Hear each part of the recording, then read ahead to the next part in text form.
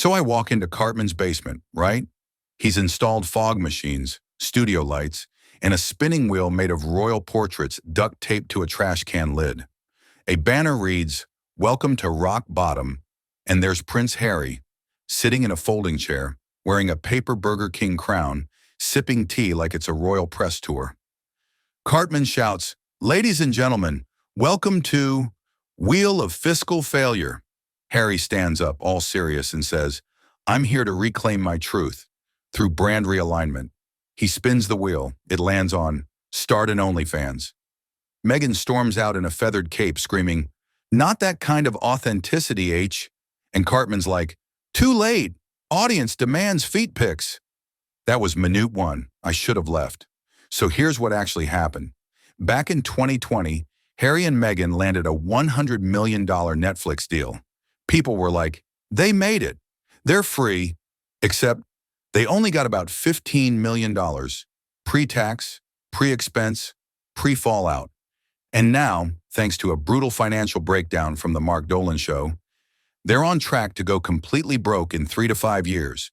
And it all spiraled from jam. Yeah. Meghan launched a lifestyle brand with 3 jars of jam called As Ever Trademark. The flavors? Empowerment, Peach of Mind, and my favorite, Strawberry No Longer Royal. Cartman decides being broke is the new brand. He builds a streaming app called Detflix, $14.99 per month for absolutely nothing. The homepage just says, "You're subscribed to Hope." He also launches merch.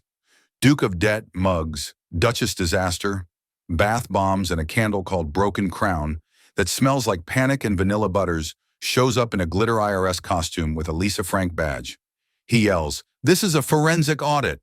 I ask why he's scanning a crystal-infused candle, and he goes, "Because it was filed under healing fog machines and trauma snacks, Stan." Meanwhile, Meghan launches Manifest Money trademark, $499 candles with scents like Court Loss, Wounded Resilience, Montecito Meltdown. She tells Oprah they're price accessible for emotionally elite households. Then Cartman turns the game show into a live TV special. Andy Cohen co-hosts with a fake royal accent. Tonight on Real Dukes of Desperation, let's spin the wheel of financial doom.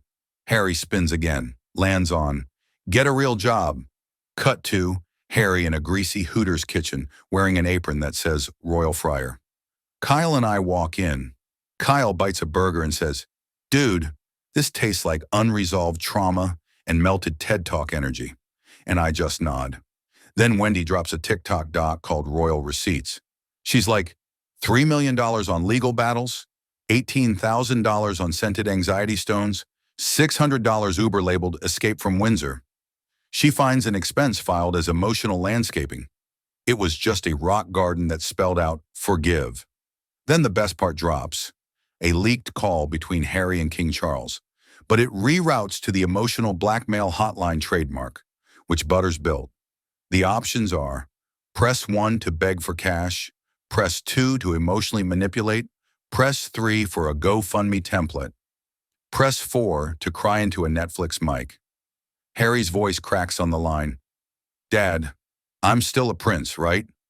The auto voice responds, "Your balance is too low for authenticity. Smash that like button before Harry starts selling royal NFTs called Spare Change." Now they're trending, but not in a good way. People on Reddit are calling it From Spare to Despair, Royal Flop Era, Netflix and Regret. And then Randy shows up. He pulls up in a 3-wheeled food truck labeled as Never the Anti-Luxury Brand. His plan? If Meghan can sell fruit goo made from moon tears, I can sell depression pickles for $60 a jar. He bottles his own tears into authentic broke sauce and sells merch like Curated Resentment hoodies. "I used to be a Duke fan, now I'm just broke," totes. He tells me, "It's not exploitation, Stan, it's emotional capitalism." And somehow, Gwyneth Paltrow sponsors it. Meanwhile, Meghan starts unraveling. She throws a financial liberation summit at Oprah's guest barn.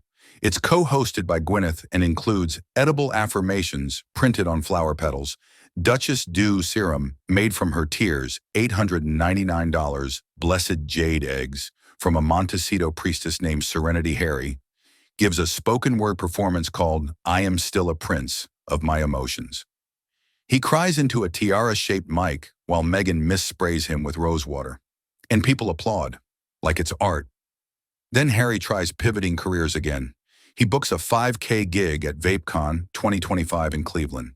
He walks on stage in a three-piece suit to deliver a keynote called Privilege to Purpose, but the crowd's only there for the new pineapple vape.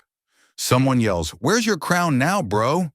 Harry panics, drops his notes, and blurts out, "At least I'm not Andrew," which gets like one sympathetic clap. Kyle asks, "Is this even ethical anymore?" Cartman's like, "Why not? They're monetizing their meltdown. I'm just giving them synergy."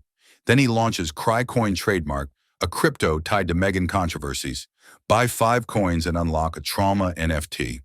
Kenny buys some and gets signed up for royal-themed adult diapers. And just when I think it's over, Reg the cat returns. Reg now has 200,000 followers, a Sheen Pets deal, and a tiny Rolls Royce. He strolls into the Archewell office, meows once, and rebrands himself as a celebrity crisis PR consultant. His first press release? Reg the cat urges public to forgive Harry's jam debt and buy his new meow firming serum. I couldn't make this up if I tried. Then the final twist hits. Butters gets into Archewell's actual financials. The main charity account? Negative $2.73. Yes, negative. And they're still spending thousands a week on moon juice, emotional catering, brand alignment therapists, plus a $999 per month charge labeled Manifestation Subscription. I find a folder titled Exit Strategy, Meghan's Solo Arc. Inside is a memoir draft called My Husband, a Survival Tale. Chapter titles include The Crown Was Never Big Enough for Both of Us, Branding Grief, The Jam Jar That Shattered the Monarchy, Harry's Name Not Mentioned Once. And that's when I lost it. I'm watching Harry, ex-Duke of Sussex, working a Wendy's drive-thru in a visor, whispering, "Would you like to upsize that with dignity?" Meghan's live streaming a series called Financially Free and Fierce from a Whole Foods parking lot. Her new mantra? Debt is just the universe asking you to pivot. Cartman's outside selling shirts that say, I survived the Markle economy. And Netflix just greenlit their collapse as a 10-part series, Broke, The Markle Hustle, produced by Reg the Cat, narrated by Gwyneth Paltrow's AI clone. So yeah, they burned through $100 million trying to sell jam, trauma, and spiritual capitalism, and now they're climbing back up by selling their own downfall. Randy's already pitching Spare Change, the redemption arc. Kyle tried starting a protest, but Meghan trademarked the word redemption. And me, I'm just tired. Existentially tired.